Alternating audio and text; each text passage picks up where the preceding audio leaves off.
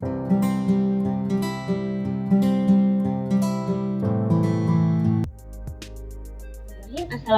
warahmatullahi wabarakatuh. Hai semuanya, pada video kali ini saya akan membahas mengenai materi permutasi dan kombinasi untuk memenuhi tugas mata kuliah Matematika Kombinatorik yang diampu oleh dosen mengampu Bapak Dr. Muhammad Ridwan Dudanegara.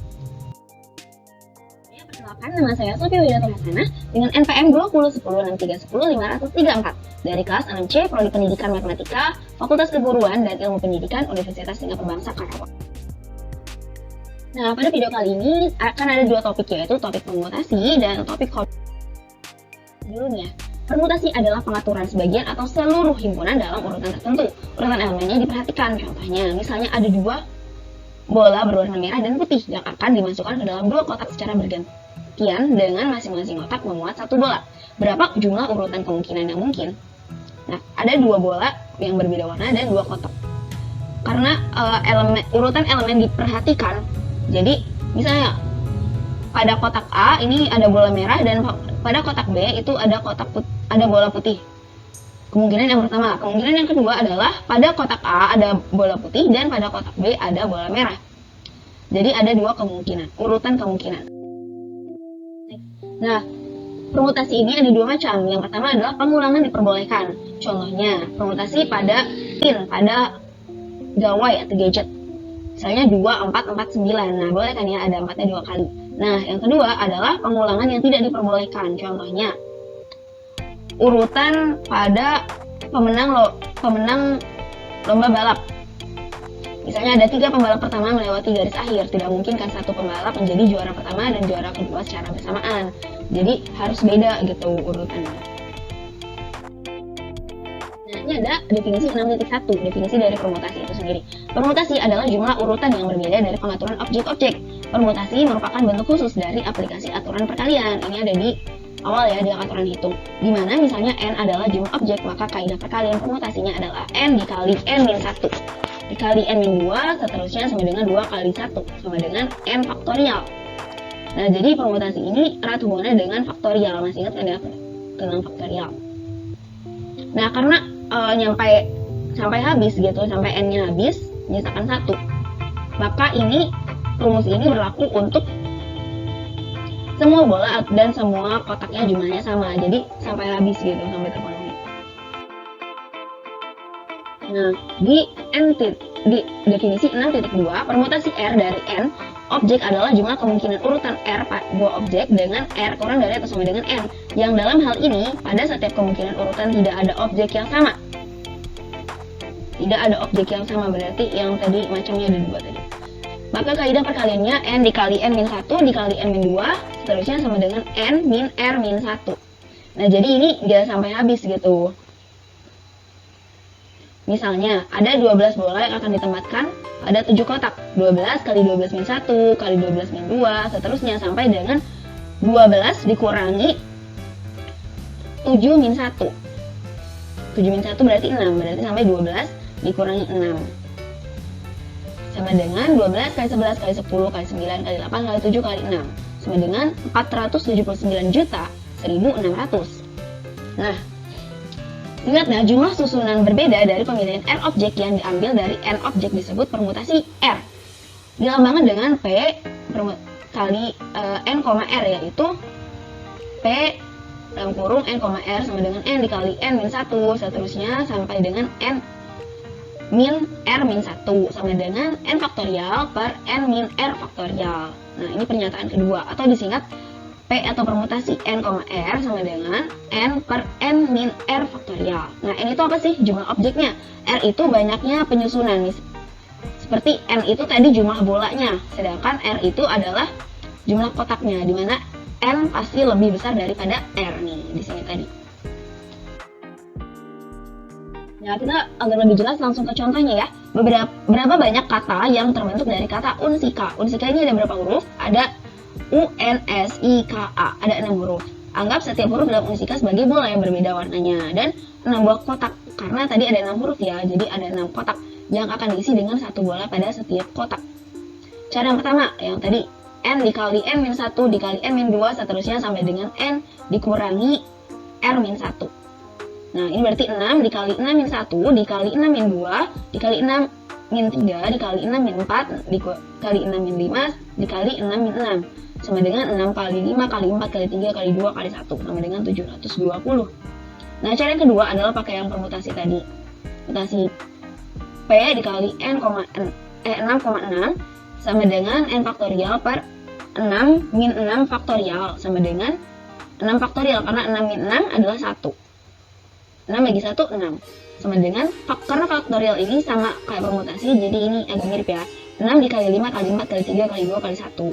Nah, untuk lebih singkatnya lagi, kalau misalnya menggunakan rumus permutasi ini dapat kita langsung cari di kalkulator 6 faktorial itu berapa. Pasti hasilnya 720 sama. Next, contoh 2, 8 buah ujian akan dilakukan dalam suatu periode 5 hari, Senin sampai dengan Jumat. Berapa banyak pengaturan jadwal yang dapat dilakukan sehingga tidak ada 2 ujian atau lebih yang dilakukan pada hari yang sama? Penyelesaiannya cara 1, anggap 5 hari ujian sebagai bola yang berbeda warnanya dan 8 ujian sebagai kotak. Nah, N-nya berapa? Karena N lebih besar daripada R, jadi N-nya adalah 8 ujiannya. Jadi nggak melulu N itu bola dan R itu kotak ya. Nah, 8 dikali, tadi N-nya, 8 dikali 8 min 1, 8 min 2, 8 min 3, dikali 8 min 3 dikali 8 min 4 sama dengan 8 kali 7 kali 6 kali 5 kali 4 sama dengan 6720. Nah, cara kedua adalah permutasi 8,5. N-nya 2, N-nya 8, R-nya 5 sama dengan 8 faktorial per 8 min 5 faktorial sama dengan 8 faktorial per 8 kurangi 5, 3 faktorial sama dengan 8 kali 7 kali 6 kali 5 kali 4 kali 3 faktorial per 3 faktorial. Nah, 3 faktorialnya dicoret, jadi tinggal 8 kali 7 kali 6 kali 5 kali 4 menghasilkan 6720. Oh, belum. Masih ada permutasi melingkar. Nah, definisi permutasi melingkar dari N objek adalah penyusunan objek-objek yang mengelilingi sebuah lingkaran atau kurva tertutup sederhana. Jadi ada lingkaran, misalnya ada orang duduk di sebuah lingkaran. Urutannya akan menyesuaikan dengan orang yang pertama. Karena itu, jadi jumlah susunan objek yang mengelilingi lingkaran adalah N-1. Misalnya ada 5. Si orang pertama ini duduk di A gitu. Jadi tinggal jumlah susunannya tadi dikurangi 1. Karena yang sisanya akan menyesuaikan susunan yang. Nah, kita move on ke materi yang kedua, ada kombinasi. Kombinasi adalah proses pemilihan elemen dari himpunan, di mana urutan pemilihan elemen tidak diperhatikan. Jadi lebih bebas gitu. Contohnya, nah, jadi kombinasi ini masih bagian dari permutasi. Hanya saja elemen permutasi yang elemennya tidak diperhatikan. Misalnya ada 2 buah bola berwarna merah dan putih yang akan dimasukkan ke dalam 2 buah kotak secara bersamaan. Kalau permutasi tadi gantian, jadi urutannya bisa dibedakan. Kalau kombinasi singkatnya itu bersamaan. Jadi urutan masukinnya yang mana duluan itu tidak diperhatikan. Nah, masing-masing kotak mempunyai 1 bola. Berapa jumlah kemungkinan yang mungkin? Karena urutannya tidak diperhatikan gitu. Jadi masing-masing kan ada 1 bola. Jadi jelas cuma satu kemungkinan saja. Bola merah dan putih masing-masing ada di 1 kotak, begitu kemungkinannya. Perbedaan permutasi dan kombinasi. Seperti yang kita tahu tadi bahwa permutasi memperhatikan urutan elemen yang dipilih, sedangkan kombinasi tidak memperhatikan urutan elemen yang dipilih. Contoh dari permutasi adalah penyusunan kata sandi, memilih pemenang dengan juara bertingkat, juara 1, 2, dan 3, menyusun susunan organisasi, ketua, sekretaris bendahara, menentukan posisi duduk pada meja, dan sebagainya. Nah, mengenai kombinasi, ini adalah lebih ke memilih kelompok, memilih peserta yang lolos untuk babak selanjutnya, memilih delegasi, memilih 2 buah bola dari wadah.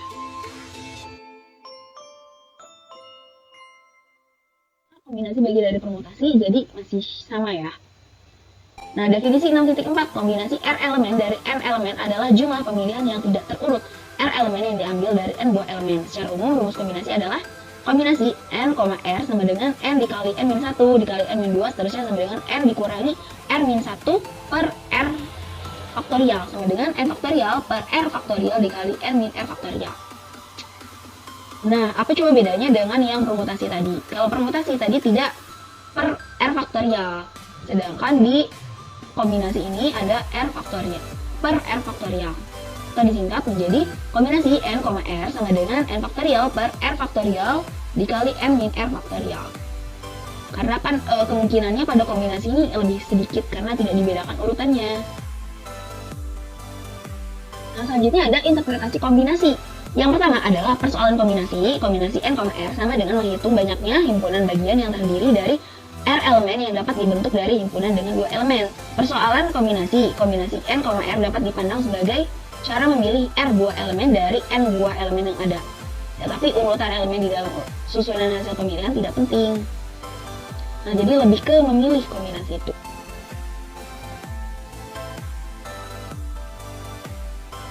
Ini ada contoh. Contoh 1, berapa banyak cara menyusun menu nasi kuning 3 kali seminggu untuk sarapan pagi. Nah, jadi 3 kali seminggu, tidak ditentukan nih hari apanya. Hari Senin atau Selasanya, jadi urutannya yang mana 3 kali gitu. Penyelesaiannya, bayangkan 3 kali menu nasi kuning sebanyak 3 buah bola dan 7 hari dalam seminggu sebagai 7 buah kotak.